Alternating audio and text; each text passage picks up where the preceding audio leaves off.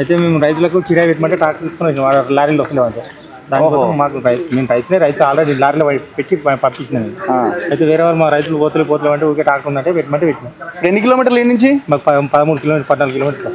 ఆడలేదా మీ ఊర్లో మార్కెట్ ఆడనే నింపే లారీలు వస్తాయని మాకు పంపిస్తే రైతులు ఏం చేసి ట్రాక్టర్ కిరాయి పెట్టమంటే పెట్టింది. నువ్వు వీడికి తీసుకొచ్చిన వీడేమంటున్నారు?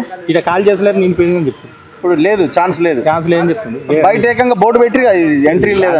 బుధవారం వేస్తాం మంగళవారం అని పెట్టి ఆదివారం అని పెట్టి ఆదివారం సోమవారం పెట్టి కానీ నిన్న నైట్ వచ్చిన నిన్న పొద్దుటి వస్తే కాల్ చేసిపోయింది. ఈ మళ్ళీ సాయంత్రం వచ్చి కాల్ చేసిపోయింది. మరి ఇప్పుడు ఖాళీ చేస్తలేడు నీ కిరాయి రైతు నీకు ఇవ్వాల్సిందేగా? ఇవ్వాల్సిందే. మళ్ళీ ఫైన్ రోజు పెనాల్టీ కూడా ఇవ్వాల్సిందే. రైతు ఇస్తే ఇప్పుడు 13 కిలోమీటర్లకు ఆ నుంచి తీసుకొచ్చినందుకు ఎంత? 2500. 2500 మళ్ళీ ఆడికి పోయి మళ్ళీ వస్తే మళ్ళీ 2500 ఉండడానికి వెయిట్ చేసేటప్పుడు ఇంట్రెస్ట్ వెయిటింగ్ ఛార్జ్ ఎవరు తీసుకోలేదు. అంటే 2 రోజులు 3 రోజులు అయితే తీసుకోవాలి ఎవరి దగ్గర అంతే ఏం తీసుకోలేరు. ఊరు రైతులం కాబట్టి ఊరు వాళ్ళకి కాబట్టి తీసుకోవాలి. బయట వాళ్ళు అయితే తీసుకుంటారు. బయట ఇప్పుడు రేపటి దాకా ఉండాల్సి వస్తుంటావా? ఇక ఉండాలి. ఇప్పుడు లోడ్ చేసుకుని ఎక్కడ వాళ్ళు ఇంటికాడ కాల్ చేయండి తీసుకెళ్ళి మళ్ళీ. మరి ఇట్లా తిండి గిండి అవన్నీ ఎట్లా రైతు చూసుకుంటాడా? రైతు భరించాలి లేకపోతే మేము భరించుకోవాలి. ఇక వాళ్ళు వస్తే వాళ్ళ దగ్గర లేకపోతే రైతులేనా? ఏ పార్టీ? నాది ఏ పార్టీ సమస్య లేదు. నిజం చెప్పే. నాది ఏ పార్టీ లేదు. నువ్వు మంచిగా దొంగల పార్టీ ఏ పార్టీ అవసరం లేదు నాకు. నేను 15 ఎకరాలు పొలం వేసిన. ఇప్పటి వరకు రోడ్డు మీద ఉన్నాయి. 2 నెలలు అవుతుంది వరి కోసి. ఎక్కడ ఉన్నాయి? కేసారం మన గజ్జూరు ఫస్ట్ వాడు ఏడికి తెచ్చినవి? ధాన్యం రోడ్డు మీదనే ఉంది. ఇలా రానిస్తలేదు అసలు ఇంతవరకు రానిస్తారు. 2 నెలలు అవుతుంది నేను వరి కోసి.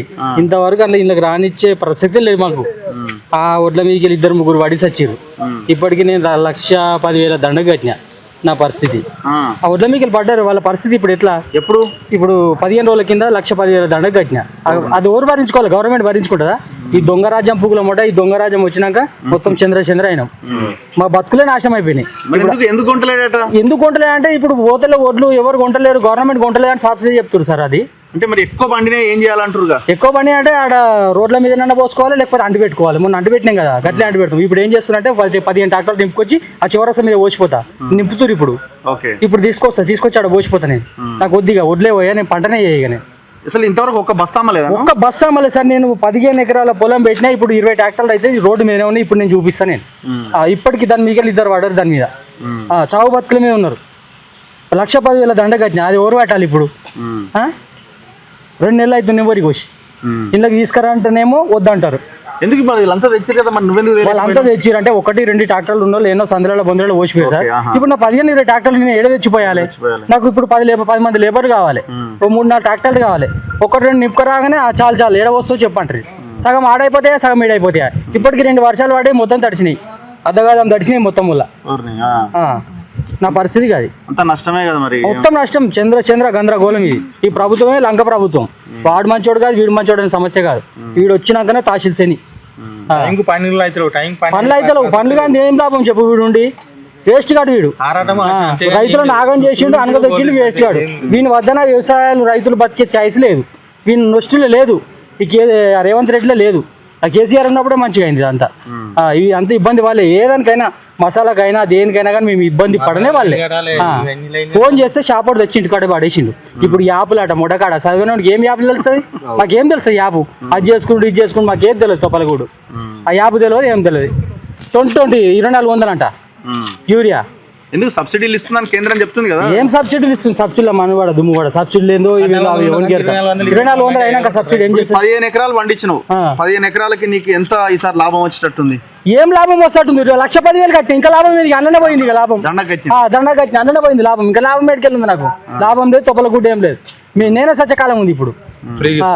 మొన్న రుణమాఫీ కాలే నీకు? ఏదే దేనికి? దేనికి కాలే రుణమాఫీ? ఇంకా రుణమాఫీ ముచ్చట ఒడ్డు తీసుకుంటలేరు దేవుడా. అంటే ఇంకా రుణమాఫీ ముచ్చట మాకెందుకు? ఇంకా రుణమాఫీ లేదు, రైతు బంధు లేదు, తొప్పల గుడ్డ ఏం లేదు. అది ఎన్నడో మర్చిపోయినా. ఏం సభలో దొంగ సభ దగ్గర ఎకరం ఉన్న కేసుడు 2-3 ఆయనకి చేతులు దుక్కుండు. ఇప్పుడు ఎట్లా మరి 15 ఎకరాలు ప్రైవేట్ వాళ్ళకి అమ్ముతావా లేకపోతే నేను ప్రైవేట్ వాళ్ళకి ఏమమ్మా తీసుకుంటేనే సాపు గీట తీసుకొని, లేకపోతే చౌరస్తా మీద పోసిపోతాను. నేను 100% పోసిపోతాను నేను చౌరస్తా మీద. ఇవాళ ఇలా సండే 100% నేను చౌరస్తా మీద పోసిపోతాను లేదో చూడు. ఆరపిల్ల నుంచి అంటే ఒక్కరిదేనా ధాన్యం? అది మిల్లు నుంచి తెచ్చిరా? మిల్లు నుంచి రైతులదే. రైతులు ఒకటే రైతు అంతా లేదు, 10 మంది దాకా ఉన్నారు రైతుల వల్ల. ఓకే. అంటే మీరు ఆడ మార్కెట్ లో కొన్నది తెచ్చింది? మార్కెట్ లెక్క 4 రోజులు అవుతుంది లారీ పెట్టి? 4 రోజులు అవుతుంది. ఏమంటున్నారు? కాలు అయితే అని చెప్తారు. ఒక్కొక్క మిల్లులలో 10 రోజులు అంటాను. ఒక్కొక్క మిల్లులో 10 రోజులు 10 రోజులు అనుకుంటాను. నెలలో ఒక్క ట్రిప్ కాదుగా 3 ట్రిప్పులు సుతా పడతారు. ఇప్పుడు మీ స్నానం ఏంది, తిండి ఏంది, కథ ఏంది? ఇదే పరిస్థితి ఏమున్నా ఘోరం పరిస్థితి. ఏడు పోకుండా ఇంటికి పోకుండా ఏడు ఉండాలి కావాలి. లారీ ఓనర్ ఎవరు? నవీన్. ఇప్పుడు మీరు డ్రైవర్. ఓనర్ ఏమో ఆడుంటాడు. సరే ఆయనదే ఉంది. ఆయన వస్తుండు. ఆయన కూడా లాసే కదా. 4 రోజులు ఈయనే పెట్టు. 4 రోజులు అంటే ఆయనకు లాసు నాకు లాసు. ఉల్టా నేనే ఇవ్వాలి. మా ఓనర్కి నేనే 3-4 వేలు తెలుతున్నా. ఇప్పుడు వెయిటింగ్ పీరియడ్ కి ఏమైనా డబ్బులు ఇస్తారా? ఏమి ఇయ్యరు దీనికి ఏమి ఇయ్యరు. ప్రైవేట్ అయితే ఇస్తారు. 4 రోజుల నుంచి లారీ అట్నే పెట్టినావు. ఆ ట్రే ఉంది. ఇవన్నీ అవేనా? అవన్నీ అవే. మా వాళ్ళు అక్కడ ఆల్రెడీ ఉన్నారు డ్రైవర్స్. వాడు మాట్లాడు. ఎవడున్నారు డ్రైవర్లు? లోపల ఉన్నారా? చెట్టు కింద. ఏ ఊరు? ఏది మీ వడ్లే అక్కడ ఉన్నాయి. ఇప్పుడు 6 రోజులు అవుతుంది ఆటలేదు. నీకు ఉప్పేది అక్కడ ఉంది. అవతల సైడ్. ఎన్ని రోజులు తెచ్చి? 6 రోజులు అవుతుంది. 4 రోజులు అవుతుంది. ఏమంటున్నారు మరి? పెడతాం అంటారు. సప్పుడు లేదు, ఏం లేదు. పని నడచలేదు, వర్క్ నడచలేదు. ఏమంటున్నారు మరి? ఇప్పుడు మార్కెట్ కమిటీ చైర్మన్ వాళ్ళు వీళ్ళు ఉంటారు. ఎవరు కలుస్తారు? వాళ్ళు కలుస్తారా? వాళ్ళు ఎన్నో కూర్చుంటారు. ఎవరు కలవరు. ఎన్నో పెడతారు. 2 ముక్కలు పెడతారు. ఆదా కథం వేస్తారు. ఏదైనా ఆగం పరిస్థితి. నెల కోసి ఆడదర్శిని అంటే మళ్ళీ ఇప్పుడు ఈట వస్తాయి. బయట ఎంత ప్రైవేట్లో అమ్మితే ఎంత తీసుకుంటారు? 1500 అడుగుతారు. 1500. ఈడ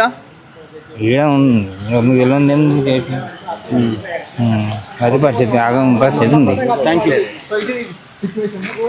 ఇది గజ్వేల్ వ్యవసాయ మార్కెట్లో పరిస్థితి. రైతులందరూ కూడా మా ఒడ్లు కొనుగోలు చేయండి అని చెప్పి కూడా వాళ్ళందరూ కూడా అభ్యర్థిస్తున్నారు, బతిమలాడుతున్నారు. వాళ్ళు చెప్తుంటే ఒక 20 రోజుల నుంచి కూడా వాళ్ళ కష్టం ఎవరికి రాకూడదు కూడా. ఎందుకంటే ఇక్కడ రైతులందరూ కూడా ఇక్కడ వడ్లు పోసుకొని వాళ్ళందరూ చేసి లారీలలో ఎక్కించుకొని లారీలో ఏమో 4 రోజుల నుంచి కూడా అవన్నీ ఆగిపోతున్నాయి. లారీలో ఇబ్బంది పడుతున్న లారీ డ్రైవర్లకు కూడా 4 రోజుల నుంచి కూడా వాళ్ళు ఇక్కడే ఉండి ఇక్కడే తిని ఇక్కడే స్నానాలు చేస్తున్నారు పరిస్థితి. హోటల్లో తింటున్నారు, బయట ఏడైనా స్నానాలు చేస్తున్నారు. ఇక రైతులు అయితే ఇక వర్ణాతీతం. ఇక రైతులందరూ కూడా కష్టపడి పొలంలో పని చేసుకొని వ్యవసాయం చేసుకొని ఆ వడ్లని కూడా తీసుకొచ్చి మనం గవర్నమెంట్కి అమ్ముకుందామంటేనే గవర్నమెంట్ దగ్గర ఒక రేట్ ఉంది, బయట ప్రైవేట్కి అమ్ముకుందామని ప్రైవేట్ మరి ఘోరంగా 1500కే ఇస్తున్నారంట. మరి ఖర్చులన్నీ నెట్టిపోవాలా?